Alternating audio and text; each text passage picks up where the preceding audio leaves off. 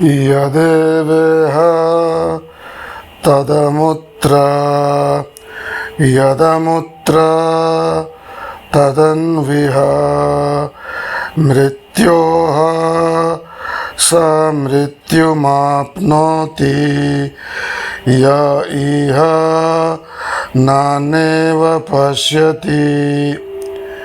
जो परमात्मा यहाँ है वही परलोक में भी है, जो वहाँ है वही यहाँ पर भी है। वह मनुष्य मृत्यु से मृत्यु को प्राप्त होता है, अर्थात बारंबार जन्म मरण गति को प्राप्त होता है।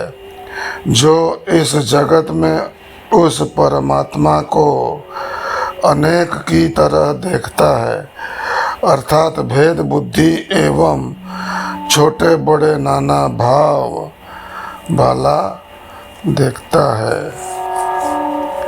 आज का तारीख है अक्टूबर 16, 2025 और स्वामी निरंजन जी पॉडकास्ट विद सैम योगी में आपका स्वागत है। इस एपिसोड में, जो कि होगा एपिसोड 82, हम चर्चा जारी रखेंगे श्वेताश्वत उपनिषद पर। श्वेतर उपनिषद का मंत्र 1:12 ऐसा है, एतज्ज्ञेयं नित्यमेवात्मसंस्थं नातः परं वेदितव्य हि केश्चित् भोक्ता भोग्यं प्रेरितारं च मत्वा सर्वं प्रोक्तं त्रिविधं ब्रह्ममेतत्। अपने ही हृदय में अंतर्यामी रूप से स्थित उस ब्रह्म को ही सर्वदा जानना चाहिए, क्योंकि इससे बढ़कर जानने योग्य तत्व दूसरा कुछ भी नहीं है। अतः इनको जानने के लिए कहीं बाहर जाने की एवं अन्य चित्र मूर्ति पूजने की आवश्यकता नहीं है। इस एक को जानने से सबका ज्ञान हो जाता है। भोक्ता जीवात्मा, भोग्य जड़वर्ग और उनके प्रेरक परमेश्वर, इन तीनों को जानकर मनुष्य सब कुछ जान लेता है। ये तीनों ब्रह्म के ही रूप हैं, कुछ भेद नहीं है। केवल कार्य कारण भाव से ही द्वैत सा प्रतीत होता है। यहाँ एक ब्रह्म के अतिरिक्त अन्य किंचित भी नहीं है। अगला मंत्र, बहनेर्यथा योनिगतस्य मूर्ति न दृश्यते नैव च लिंगनाशः स भूय एवं धनयो निगृह्य स्तद्वो भयं वै प्रणवेन देहे।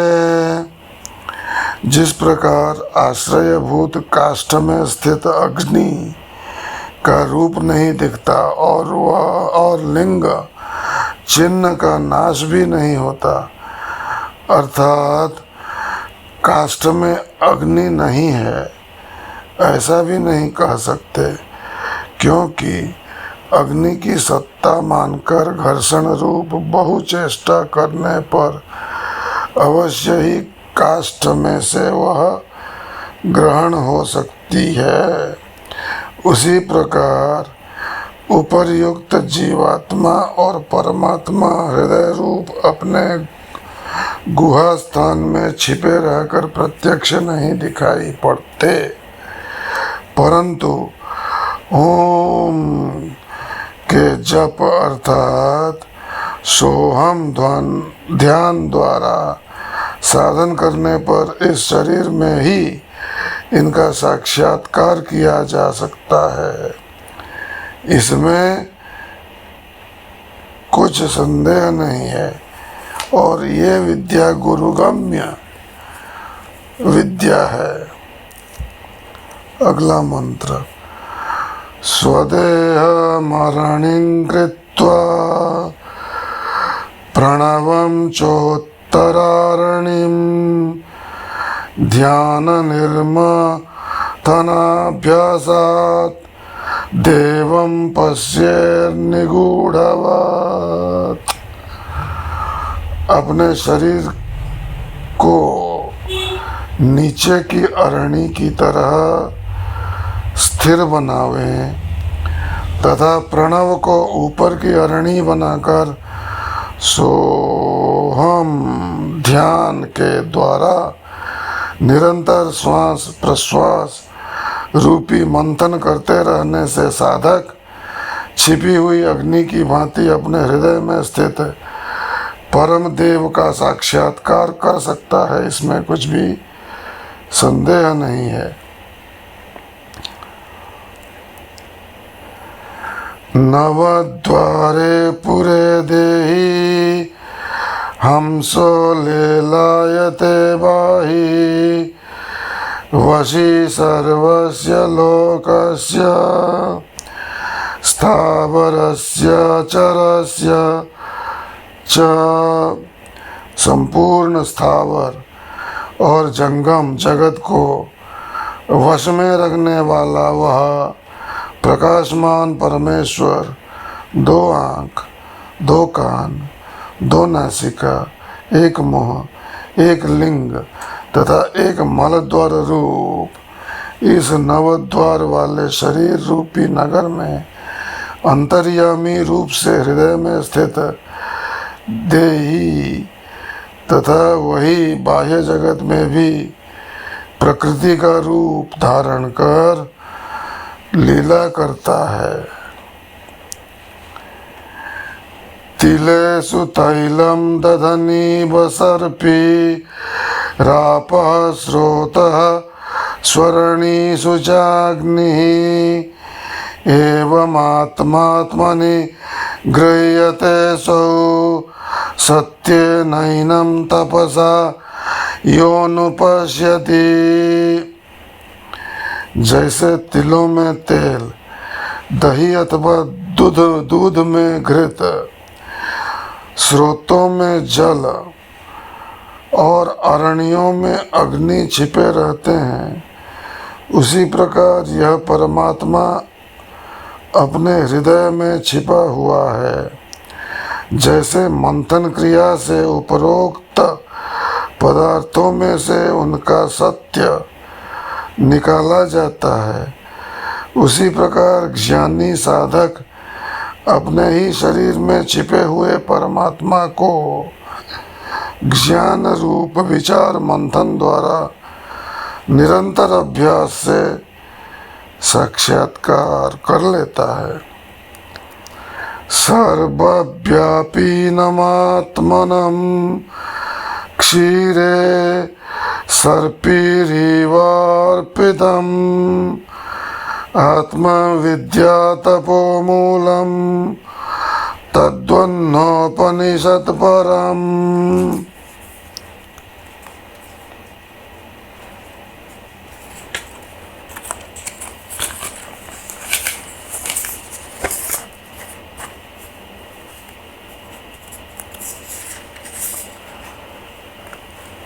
अब बृहदारण्यक में लिखा है, येनेदं सर्वं विजानीयात् तं केन विजानीयात् विज्ञातारमरे केन विजानीयादिति। जिसके द्वारा समस्त जड़ जगत का ज्ञान होता है, उस जानने वाले को किससे जाना जा सकता है? अर्थात उसे भिन्न रूप से नहीं जान सकते।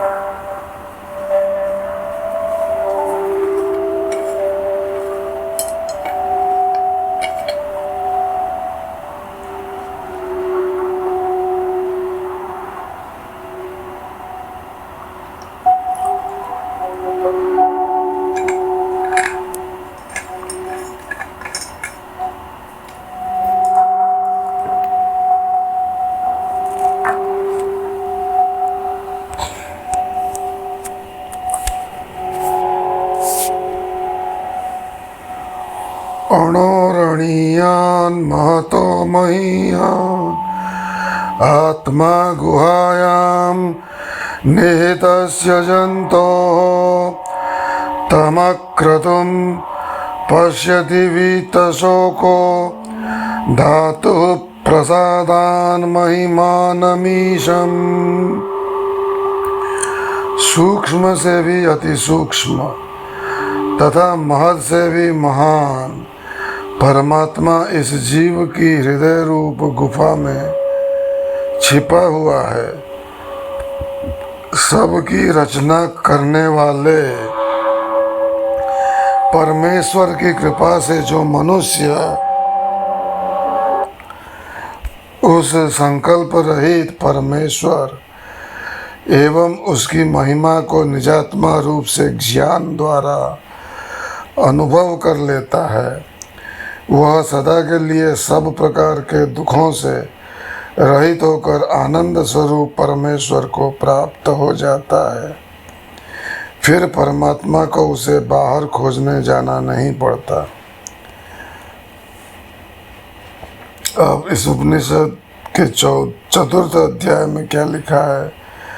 नैनमूर्ध्वं न तिर्यञ्चं न मध्ये परिजग्रावत न तस्य प्रतिमा अस्ति यस्य नाम महद्यश। इस परमात्मा को कोई भी न तो ऊपर से न इधर उधर से और न मध्य से ही भली भांति पकड़ सकता है, जिसका महान यश ऐश्वर्य नाम है। उसकी कोई मूर्ति अथवा कोई उपमा भी नहीं है कि जिसके द्वारा उनको समझा जा सके, अर्थात उन परमात्मा को समझा जा सके। उसकी कोई मूर्ति अथवा कोई उपमा भी नहीं है कि जिसके द्वारा उनको समझा जा सके या किसी को बतलाकर समझाया जा सके, क्योंकि वह परमात्मा वाणी द्वारा व्यक्त नहीं किया जा सकता और न मन बुद्धि की वहाँ तक पहुँच है। इस प्रकार वह परमात्मा सर्वथा अग्राह्य, अद्वितीय एवं अनुपमेय है।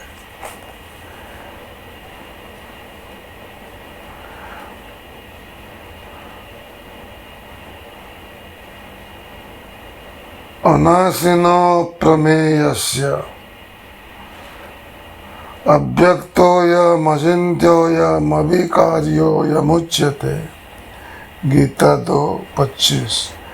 वह अविनाशी अविकारी आत्मा प्रत्यक्ष दिखाई पड़े ऐसा भी नहीं, उसका विचार कर सके ऐसा भी नहीं, क्योंकि वह समस्त इंद्रिय मन बुद्धि से परे होने के कारण सर्वथा अप्रमेय है। इंद्रियाणि पराण्याहुः इंद्रियेभ्यः परं मनः मनसस्तु परा बुद्धिः यो बुद्धेः परतस्तु सः। गीता 3:42। न सन्दृशे तिष्ठति रूपमस्य न चक्षुषा पश्यति कश्चनैनं हृदां हृदिस्थं मनसा येनम् एवं विदूरं मृतास्ते भवन्ति। इसी चतुर्थ अध्याय, इसी उपनिषद श्वेतासूत्र उपनिषद का चतुर्थ अध्याय का यह था मंत्र नंबर 22। अब देखते हैं अगला मंत्र, मंत्र नंबर 23। यस्य देवे परा भक्ति यथा देवे तथा गुरौ तस्यैते कथितायर्थाः प्रकाशन्ते महात्मनः। उस परब्रह्म परमात्मा का स्वरूप दृष्टि के समक्ष नहीं ठहरता। उस परब्रह्म परमात्मा का स्वरूप दृष्टि के समक्ष नहीं ठहरता। इस परमात्मा को कोई भी अपने इन प्राकृत आँखों के द्वारा नहीं देख सकता। जो ध्यानादि में उसके किसी भी रूप में ज्योति, प्रकाश, तारादि दर्शन करते हैं, वह साधकों का मनोराज्य मात्र है। वह निश्चल अर्थात सत्य नहीं है। जीव की सच्ची भक्ति देख परमात्मा स्वयं उस पर कृपा कर ज्ञान दृष्टि अर्थात दिव्य दृष्टि, दिव्य चक्षु प्रदान करते हैं। फिर वही भक्त उन्हें दिव्य चक्षु द्वारा अनुभव करने में समर्थ होता है। पश्यन्ति ज्ञान चक्षुषा ज्ञानम ज्ञेयम ज्ञानगम्यम, ये सब गीता में है। और कठोपनिषद का मंत्र है 1-2-23, नायमात्मा प्रवचने न लभ्यो न मेधया न बहुना श्रुतेन यमे वैष वृणते तेन लभ्य तस्यैष आत्मा विवृणते तनुम श्याम। इसका अर्थ हुआ